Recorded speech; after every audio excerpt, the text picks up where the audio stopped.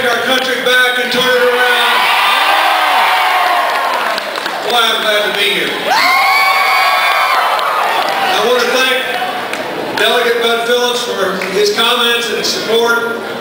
And Melanie Sawyer, the Wise County Democratic Chair with the Democratic Committee endorsed Hillary. Thank you very much. And thank you everybody from Abingdon all the way around here. You know, I used to drive through here, driving back and forth to Washington when I was in college. And I was thinking about that. It was a long time ago, and I was glad to be back. I have good memories, but none as good as this today. I will never forget this track. That's what I want to say to you. You got a big race coming up Tuesday. A race most people think she can't win here, but I think she can. We have never been married.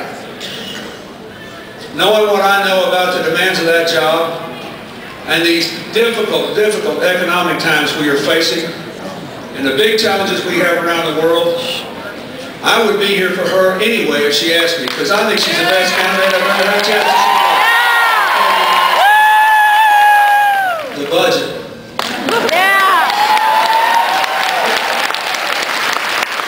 She liked it when we balanced the budget and paid the debt down 3 years ago for the first time in 70 years.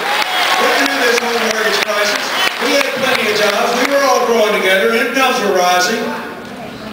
And we went back now, in her words, we're borrowing money from the Chinese to buy oil from the Saudis. That doesn't make any sense. We can't enforce our trade laws anymore.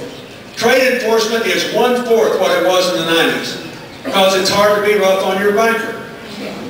Now we're laughing, but think about it. Suppose Monday morning you get up and have breakfast, drink an extra cup of coffee, get your courage up, drive down to the local bank, walk in, barge in the bank president's office, and slap the living daylights out of the bank president.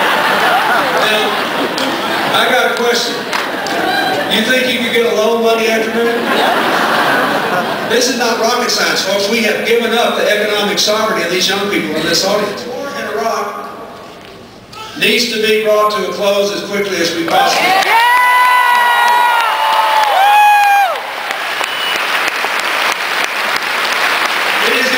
If we're going to do the last thing she wants to do, rebuild the middle class, reclaim the future, reform the government, restore America's leadership in the world for peace and security and cooperation. We can't solve our problems alone. We got to have help. You can't name anything we can solve. Can we deal with terrorism alone? No.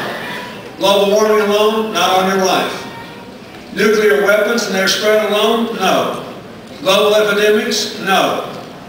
We can't solve any problems alone. Trying to keep terrorists and narco-traffickers and organized crime figures from permeating our borders alone? No. So she wants to send a different signal to the world. She wants to say from now on, folks, if you elect me, this is what she'll do. She'll say America is back. America is back.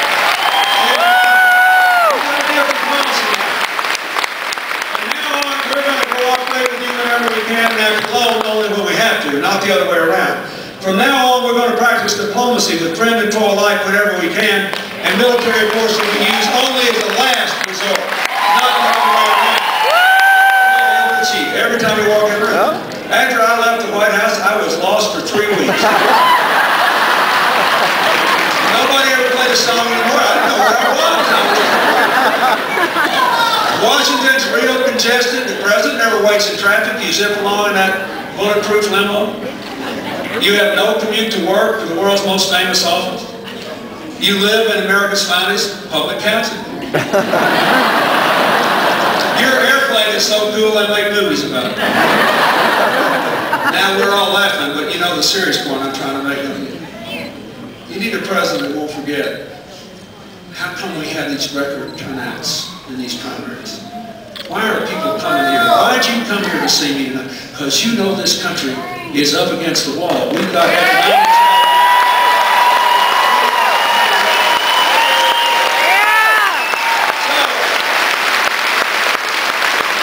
I just want to tell you a story. The other night Hillary came home and she had been at the Walter Reed Hospital. to see wounded veterans, because as a member of the Armed Services Committee and a senator from New York, we have the 10th Mountain Division in New York, and they always go everywhere when we're in combat.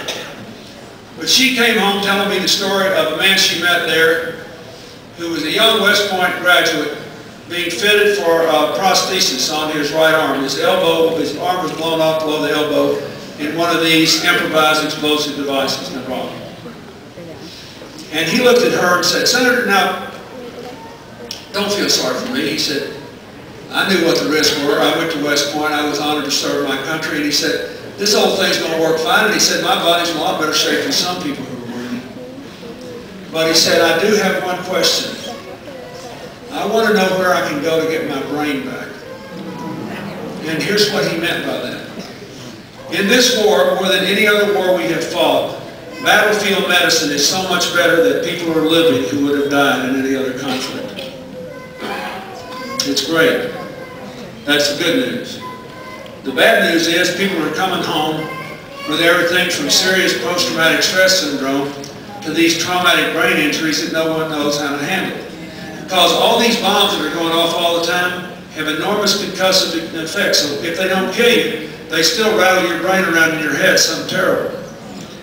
And it severs a lot of what are called, the proper technical term is your neural networks that you started developing at birth, that will enable all of you to leave this room today and know how to get out, know how to get home, and never give it a second thought. So here's this man who had, and they're all different, these cases. So here's this guy who can sit there and carry on a perfectly intelligent conversation with Hillary. But his wife has to make him a list of everything he has to do when he leaves the house and with directions how to get home. Now, maybe his brain will rewire itself, but no one knows. There are thousands of your fellow Americans like this. This will never be an issue in this election. There aren't enough people voting on this. But she looked at me alone in the privacy of our home and said, "Let me tell you, you know," she said, "I see this all the time because I'm on the Armed Services Committee. But, you know, it was disgraceful what we did after Vietnam, the way we abandoned our veterans." And a bunch of, she said, "A lot of the homeless people in America today are Vietnam veterans who had their generation's version of post-traumatic stress syndrome. If they had all just been given a veterans home to live in, and support services, a lot of them could have made a really much more constructive, productive life for themselves. And we never did right by them. And this doesn't have anything to do with whether you agree with Iraq or Afghanistan or anything else. It was shameful." And she looked at me and she said, "I'm going to remember that guy every day for the rest of this campaign, and every day I'm in the White House, and I will never let us abandon those veterans from this war when they come home." Cheering when you said about a woman, do I think it'd be a great thing we have the first woman president? You bet I do.